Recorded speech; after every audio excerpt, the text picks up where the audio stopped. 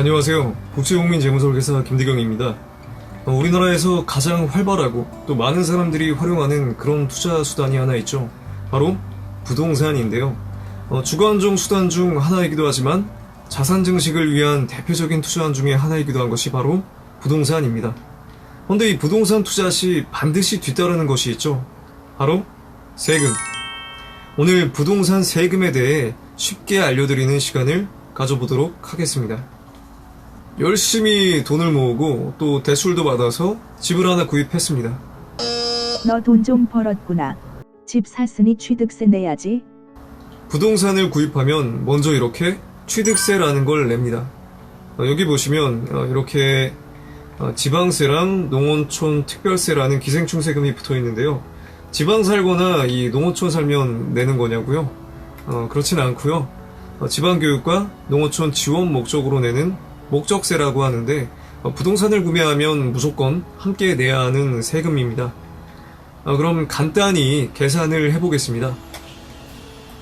예를 들어 24평 6억짜리 아파트라면 지방세 포함해서 계산하면 660만 원이 나오겠네요.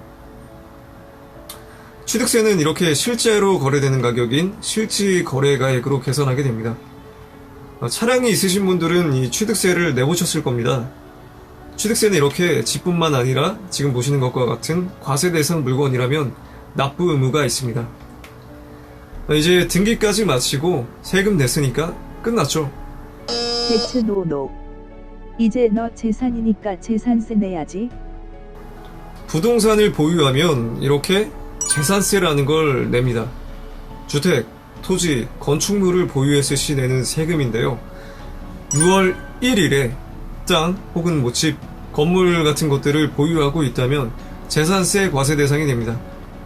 그럼 재산세는 얼마를 내느냐? 조금 복잡할 수 있는데요. 부동산의 가치는 고정적이지 않죠. 시세가 항상 변하기 때문에 정확한 계산이 어려워지는데 이때 공시가격, 공시지가, 기준시가라는 걸 사용하게 됩니다. 주택가격은 공시가격, 토지가격은 공시지가, 오피스텔과 같은 상업용 건물은 기준시가를 활용해서 계산하게 됩니다. 주택의 경우 통상 시세의 70% 내외 수준으로 이 공시가격이 형성이 되어 있고 토지는 시세의 10% 수준에서 50% 이상까지 이 토지별로 굉장히 편차가 크고 시세를 충분하게 반영하지 못하는 그런 모습을 보이고 있습니다. 재산세를 간단히 계산해 보겠습니다. 시세가 6억이라면 곱하기 70% 이 통상적인 수준을 예로 들었습니다. 이렇게 계산해 주면 4.2억이 공시가격이죠. 이 자세한 공시가격은 국토교통부 부동산 공시가격 알림위에서 확인이 가능하십니다. 이 공시가격에서 공정시장가액 비율이라는 것을 곱해줍니다. 근데 이 공정시장가액 굉장히 생소한데 이게 뭐냐면 주택가격 시세와 지방 재정 여건, 납세자의 담세 등을 고려해서 결정되는 비율을 얘기하는 건데 보유세 계산할 때 대통령령에 의해 정해지는 이런 게 있다 정도로만 아시면 될 듯 합니다. 현재 재산세에서 공정시장가액 비율 계산 시 주택은 60%, 토지와 건축물은 70%를 적용하게 되는데요. 이렇게 계산된 과세 표준에 세율을 곱해주면 됩니다.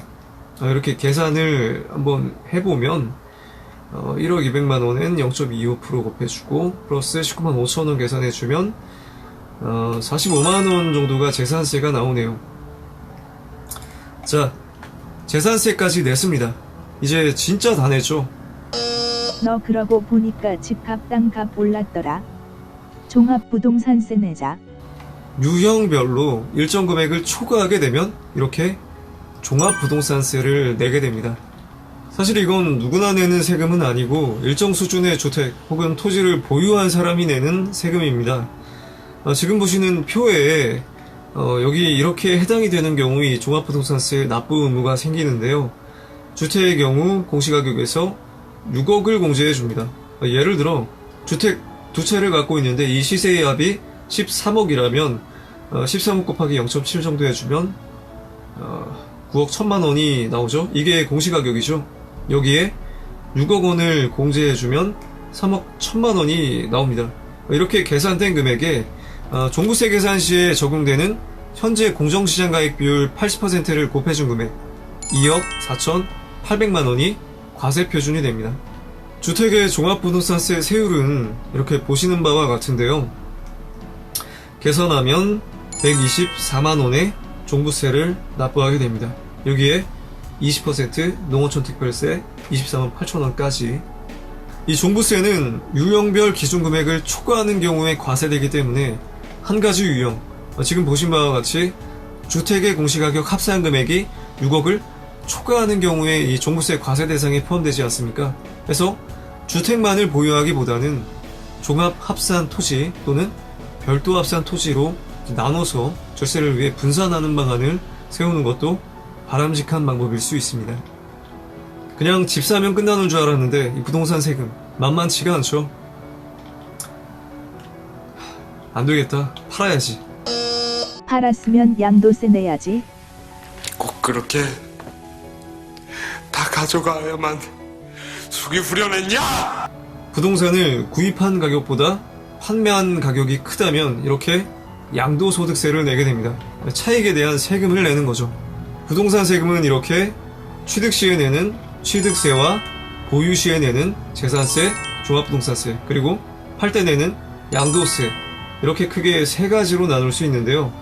사실 세법이란 게 매번 바뀌고 세금이라는 부분이 유형별, 조건별 워낙에 상이하게 적용되기 때문에 오늘 영상에서 최대한 쉽게 풀어보고자 많은 부분을 함축하고 생략해서 말씀을 드려봤습니다. 그럼에도 불구하고 오늘 다 말씀드리지 못한 양도소득세, 이 가장 많이 궁금해하시는 부동산 세금이기도 한데요. 이 양도세는 다음 영상에서 이어서 말씀드리도록 하겠습니다. 감사합니다.